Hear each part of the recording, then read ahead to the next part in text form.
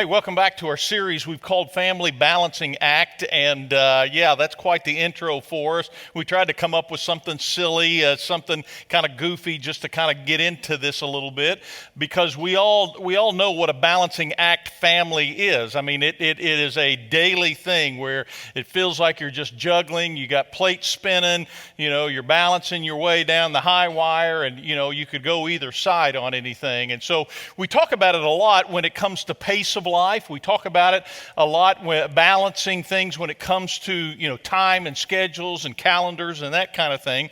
And so we're not really focusing as much on that issue as we are just some of the tensions that happen day by day by day that maybe aren't as tangible, maybe aren't as noticeable, maybe aren't as big a deal, but we still got to manage those. We still got to balance those kinds of things. So we kicked this whole series off talking about a marriage issue that we called, is it separateness or togetherness? How do you balance that in a marriage relationship, the separateness or togetherness? And sometimes we're just wired differently as a husband and wife. Sometimes, God just kind of gave us a different personality. And so sometimes it's our family of origin. We just learn to do things differently. And so how do we balance that? And we talked about, just making sure we've got some mutual interests, some things that bring us together. And we also talked about the idea of leaning in and saying we can be all right in our separateness, that's not what causes us to be loved, that we can be apart and we learn to be together even when we're apart. So we addressed that in week number 1. Week number 2, we talked about a parenting issue, and the idea was how do we balance this tension between grace and discipline? How do we balance grace and consequences and rules? And so we had a little fun with that. Andrew and I just kind of joked about how we're different in that, and so that provides some balance to that. And then we spent some time just talking about what does kind of a grace-filled discipline in the home look like. We looked in Hebrews chapter 12, and it instructs us there, reminds us that when God disciplines us, it's out of love for us, that it's an extension of a relationship. Discipline outside of a relationship really doesn't work. That's where the grace comes in. And ultimately, it leads to some maturity. And so we talked about 3 C words that really help us to balance here. One of those words is courage. We've got to have courage to discipline that way. There's got to be consequences, and then there's got to be some consistency in our discipline as parents. And so we're going to talk today about another marriage issue, and I'm glad you're here for it, regardless of whether you're married or not, or thinking you're going to be married. I mean, obviously, that's going to be right up your alley if you're planning to be married someday, if you're married right now. But the things that we're going to talk about really are true of relationships in general. We're going to talk about some relational rules that I think are going to be beneficial of you regardless, beneficial for you regardless of whether your marital status is that or not. And so today we're going to talk about the tension of peacekeeping or truth-telling. Peacekeeping or truth-telling. What happens is when a couple decides that they have to choose, or just in a relationship, between getting along or being real, glossing over the issues or honestly dealing with the issues, refusing to address a problem or pursuing a genuine, authentic relationship. And so we're gonna dive right into that. And most of the things that we've been talking about really have been about balancing the tension. How do you keep from dropping to one side or the other? I think probably this one is less of a thing that we have to balance, because the truth is we need to be truth-telling in our marriages. I mean, most of us are going to lean to the peacekeeping side of this. That's just natural tendency for us. And so we're going to focus on making sure that we're truth-telling in our relationships. And I'm not saying to the point that, we have to say everything that we think and that we have to be rude, like, you look fat in those pants, may be the truth, but it may not be the wise thing, to say. And so we're going to talk about that. We need truth-telling. We need peacekeeping too, but not at the expense of us telling the truth. Here's what I've come to discover after lots of years in ministry and talking to lots of married couples is that lots of married couples are content to live in kind of a pseudo relationship. They choose not to fight. They don't typically raise their voices. They don't get angry at each other often. They kind of go through the motions of marriage. They never ask each other for anything that really matters. They never address anything. They don't really have any conflicts. But on the other hand, they really don't have any depth of relationship. In fact, we often think that marriage without conflict is better. But it's really not. In fact, I get worried when I hear people step into my office and say, we really never fight. We never, have any arguments. And, I get for some people that's code for what means we really don't deal with anything. We really don't deal with any issues. Now, maybe some people just are that compatible and naturally just get along, but most people I know can't honestly live together and live together in an honest relationship without having some passionate disagreement. Now, I don't mean that means you have to go to, that doesn't mean you have to go to war. That doesn't mean you have to, get unhealthy in your arguments.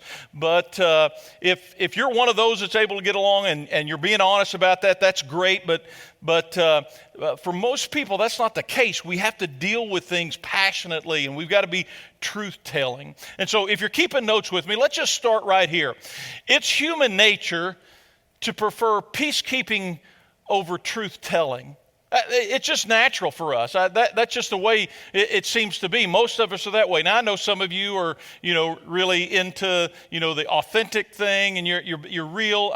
So I know it's not universal. I'm just saying for most people, it's human nature to prefer peacekeeping over truth-telling. Most of us will do anything to avoid conflict. Some of us, are more, because we're wired that way, we're just a little more reserved than others, and, we would just rather not have to deal with that. Well, I don't know what it might be within your marriage, but for Andrea and I'm the one that kind of manages the finances, the family finances. And so, back in the day when we used to have checkbooks, I'm the one that had the checkbook and kept track of everything and reconciled the accounts and made sure everything, we knew all the expenses, that kind of thing. And so it inevitably meant that we were going to have some kind of passionate disagreement, okay? Anybody else here married ever have, that kind of disagreement over finances, or are we the only ones, okay? I mean, it's not like it was a bad deal. It just, if we're going to talk about money, we're going to get into some disagreement. You can just about count on that. And so what would happen is I knew that it was going to be a conflict. I knew that just by saying, hey, we need to talk about money, then it was already a conflict, right? That we didn't even have to get into anything. It just was going to turn into a conflict at that point. So what I learned to do early on is just to not deal with it. I just thought it would be better not to deal with the conflict. And so we might go for weeks or months without dealing with some financial matters. Like, hey, we need to shut down spending in this area, or we're over budget in this area. And so obviously that's not a good thing. There were times that because I didn't want the conflict, I chose peacekeeping over truth-telling. And when we submerge our true feelings in order to preserve harmony, what it does is it undermines the integrity of the relationship. There's something there. In fact, Andrea could often tell that there was something there where there's something we need to address, but I would choose the peacekeeping. You may get peace on the surface, but underneath there are hurt feelings. There's hidden hostilities. It leads to inauthentic relationships when we choose the peacekeeping side. Now, we would all say that we want to be honest in our relationships, that we want to be truth-telling just as a character trait. But when it comes down to it, as much as we would choose honesty, most of the time it is just easier for us to default to the peacekeeping thing. Because this is what we do. I want to be honest, but if I told my wife that, I needed more intimacy in our relationship, she'd tell me, what I was doing wrong. I'm not going to do that, because then it would get into a conversation and all she would do is tell me what I'm doing wrong. Or maybe on the flip side, if I told my husband that, I need more attention from him, I know what he's going to do. He's going to blow up at me, and he's going to, talk about how demanding I am. And so we talk ourselves out of it. We don't go deeper. We don't go that direction. We don't go there. We want honesty, but we defend why we can't afford to tell the truth because of what our spouse might do. And we fear this conflict. So while at the same time we want this, few of us even debate our position on truth telling. We're all there. We know that's the way it is. In fact, can I just back up for just a minute and just remind us about what the Bible says and what we would all agree with? Ephesians 4:15, speak the truth in love. It reminds us that there's a balance there of truth and love.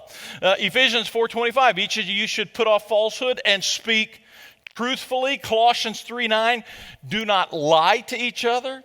I mean, there's not a one of us in here we're like, I'm not sure about that. Well, I think in this situation, we would all agree with it. In fact, Proverbs even gives us more. An honest witness tells the truth. Proverbs 12:22, the Lord detests lying lips. Proverbs 24:26, an honest answer is like a kiss on the lips. I mean, we all get that truth-telling is exactly where we need to be. We agree in theory that honesty is the best policy, but in those awkward moments where we're face to face with someone, maybe our spouse, we know that they may not receive the truth very well, and we decide that suddenly then it doesn't sound like such a great idea to be honest. And so marriages, and not just marriages, but other family relationships and relationships in general, friendships, what happens is they end up being more of a surface level kind of a thing. No one says anything unsafe. We don't ask any difficult questions. We don't reveal any hurt feelings. And so misunderstandings arise, but they never get resolved. Nothing ever happens. Offenses occur, but they don't ever get talked about for fear of getting into, that conflict. And so here's what happens in a marriage when we choose peacekeeping over truth-telling. One of the things that happens is it destroys oneness in the relationship. Not telling the truth eats away at the oneness that is the very essence of marriage. We've talked about it in Genesis chapter 2, where Moses says in this first marriage between Adam and Eve that the man would leave his father and mother and unite. He would cleave to his wife, and they would become one flesh. In fact, Jesus in the New Testament quotes that and then says, what God has joined together, let no man separate. The problem is one of the things that separates us is not just a divorce or, some kind of, space between us distance-wise. One of the things that destroys that oneness is when we don't tell the truth, when we're not open and honest with one another. It is an assault to oneness, this thing of not telling the truth. Truth-telling is the key to authentic relationships. But to get there, we have to desire intimacy more than we desire the absence of conflict. Listen to this. Not fighting because we're not telling the truth is not better than fighting. Let me say it again. Not fighting because we're not telling the truth is not better than fighting. We need to build up the oneness that started when you were married together. And one of the things that comes from us having a commitment to being open and truthful with one another. Not telling the truth, it destroys oneness. Here's another thing it does. Not telling the truth, it destroys trust. I mean, that's a pretty basic thing to a relationship. Trust and truth, they go hand in hand. In fact, openness and honesty from her husband is is one of the top emotional needs of every woman. Willard Harley, in his book, His Needs, Her Needs, goes and tracks those, the top 5 needs of a man, top 5 emotional needs of a woman. And he tracks this one, I think, as number 2, openness and honesty. And every couple that I've ever counseled, every woman has told me that is high on her list, that she needs to feel like her husband is honest with her.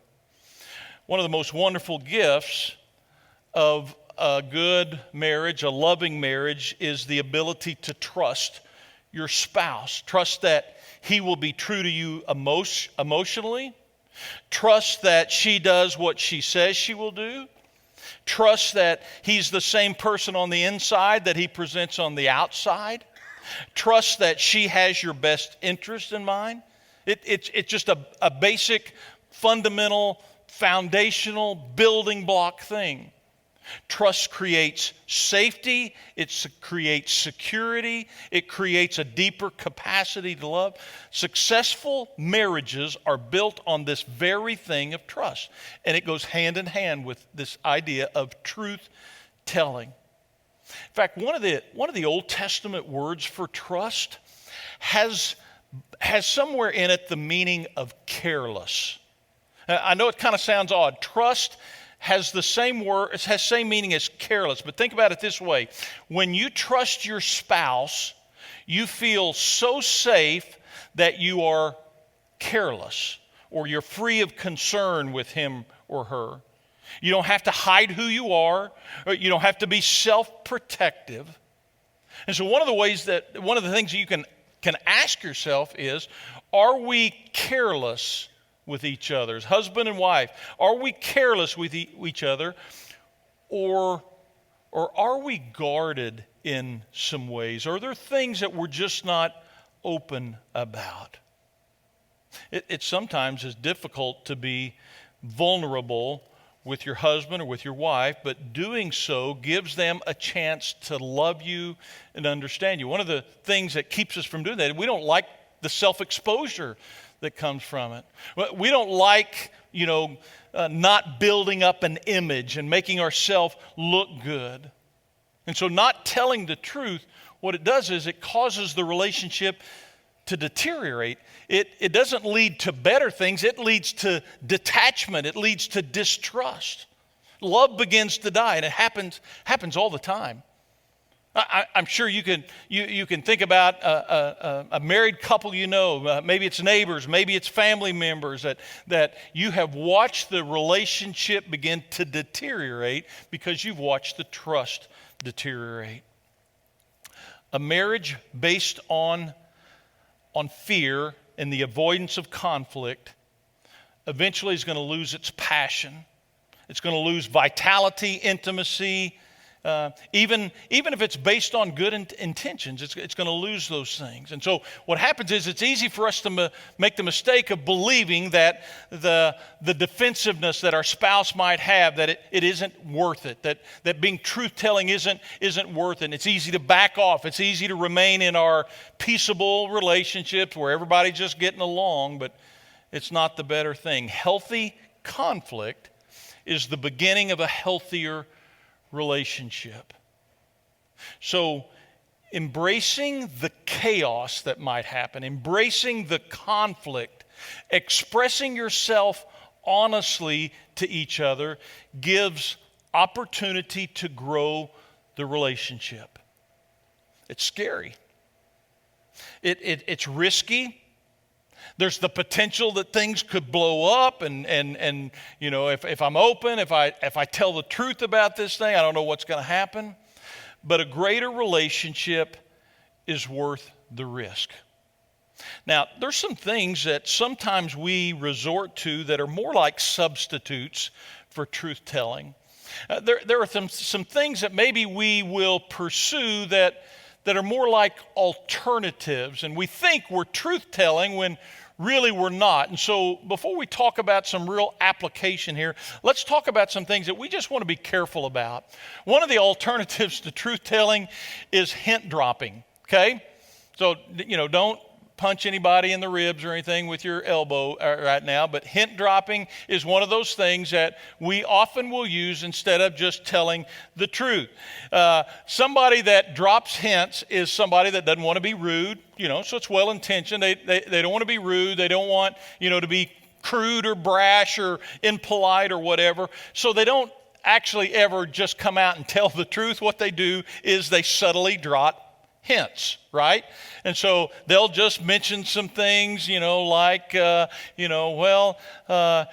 guess we're going to live in a messy house forever.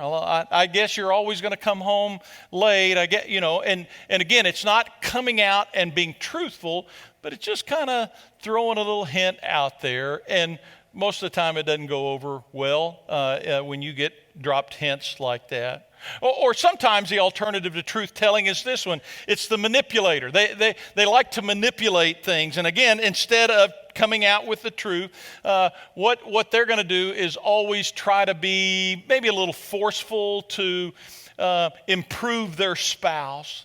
And so they're going to say things instead of like, how about let's go work out some more. You should go to the gym. That goes over well. You should clean the kitchen more often. It always has a should in there or some kind of imperative like that. Again, because the idea is of control, of trying to manipulate somebody. Instead of coming out with the truth, we do something that is more manipulative. Or this third one right here is guilt tripping. Again, instead of coming out and telling the truth and being honest about something to get what they want, they just try to guilt trip somebody into it. And usually it contains phrases like this: after all I've done for you, you refuse to do this one little thing for me. Again, I'm avoiding just coming out and saying the truth, and I'm just trying to get what I want. How could you do that? How could you do that after all that I have done? So we've got to be careful that we don't jump into one of these alternatives, one of these substitutes for truth-telling, because we can kind of convince ourselves that I'm telling the truth, I'm being honest with my spouse, when really we're not. We're kind of hinting at it. We're kind of just, mentioning it a little bit. So let me give you, just as we kind of wrap up, some practical suggestions. What are some simple things that would help us just to make sure that we're telling the truth, that we're honest, that we express ourselves and how we feel about things? And we'll kind of do it in terms of, there's something I need to share with my spouse. How would I go about doing that? Well, number one would be identify the real obstacle. What is the situation? What is the real thing? Before you open your mouth and just blurt something out, that you might regret later, let's determine the real issue. What is it? Is it something that is bothering you? Is there something that you wish that was better in the relationship? Is there something that you need to tell your spouse, that you've done? What is it? In fact, probably a good thing to do would be just to spend some time talking to God about it, and that gives you an opportunity to seek Him, to sort out your feelings and your thoughts on that, maybe organize your thoughts a little bit. One of the ways that sometimes I have to do that is I have to write things down. I have to, just kind of, it just helps me put my thoughts in order if I write it out. Maybe that's a suggestion for you. Identify what the real issue is. Whatever it takes is kind of make sure you've got the wording, make sure you say that. Some of you are quick to speak, and this would be a good time just to stop for a little bit and go, let me make sure that I'm saying things right. Am I doing this in a constructive way? Am I doing this in a way that's going to be helpful? Identify the real obstacle. Number two, have a face-to-face conversation.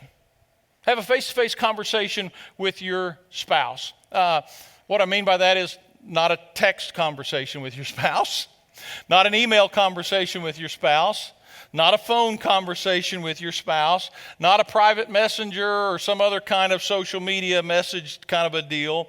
Andrea and I, we text each other all day long, and we sometimes email each other depending on what the situation is. We do it throughout the day. But we reserve this face-to-face for these kinds of conversations right here. When it's important, when you're dealing with significant things like this, make sure it's face-to-face. Because any other method, it's too easy for it to be miscommunicated, to be misunderstood. So when you've identified an issue, when there's something that you need to speak the truth about, have it in a face-to-face conversation. Number 3, start by affirming the relationship. These conversations have to begin that way. You affirm the relationship. You start with that. And so you say something like, I want you to know I love you. I want you to know I value you. I want you to know our relationship is important to me. Something that values the relationship. But I need to talk to you about something. We start by affirming the relationship, and so we give importance to it. We make sure that we are saying to them that you are important, our relationship is important to me, but I need to speak the truth about something. I need you to hear me. This is an important enough thing for me to say. I need you to hear about that. Make sure you start by affirming the relationship, okay? Number 4, make observations, not accusations. You know, our tendency is to just start right in with somebody and to start making accusations, to start saying, well, yeah, but you always do this. You always treat me like this. What that does is it comes across in such a way that anybody, even somebody in the best set of circumstances is going to be defensive. And that's what we're trying to avoid right here. When we feel attacked, we just typically strike back. And so what we want to do is make sure that we're talking and saying things like, this is how I feel about the situation. This is the way that I observed it. This is what it feels like to me. This is what happens, or this is what I feel like when that happens. We're making observations about us. We're not pushing up against somebody else. We're asking them just to see what we're experiencing right here. See, the counterfeit piece of an inauthentic relationship where we're just trying to get along so there's not any problems, it's always going to deteriorate. It's always going to end in relational death. So here's the bottom line of this message right here. When we're talking about peacekeeping or truth-telling, is peacekeeping's important, absolutely. But we need to pursue truth-telling. We need to risk it. We need to engage the truth. We need to wrestle it. We need to embrace the truth, because it's always going to bring results. It's always going to help us to be where we want it to be. In fact, that's what the Bible tells us, that truth is so important. In fact, when Jesus came, he said, I am the way, the truth, and the life. No one comes to the Father except through me. So if we want to have genuine relationships, one of the ways that we do that is that we seek truth and openness and honesty in our relationship. God blesses that. Pray with me. Father, we thank you for reminding us of the significance of truth in all of our relationships, especially, God, in our marriages. So, Father, as we wrestle with just day to day, what that looks like, how we process that, what it means for us. Father, I'm thankful just for some wisdom on that, because it's easy for us to say, yeah, but in this situation, yeah, but in this scenario. And God, I'm praying for you to build up the marriages that are represented here. God, that we would seek truth-telling over peacekeeping, and that, God, relationships would prosper. That, God, there would be an openness and a trust and an authenticity to our marriages that would truly represent you. That we recognize, God, that that's what happens, is that in our Christian marriages that there is a representation of Christ in the church. You say this is the mystery in Ephesians 5. So, Father, we want to represent you well. Help us to do that in Jesus' name. Amen.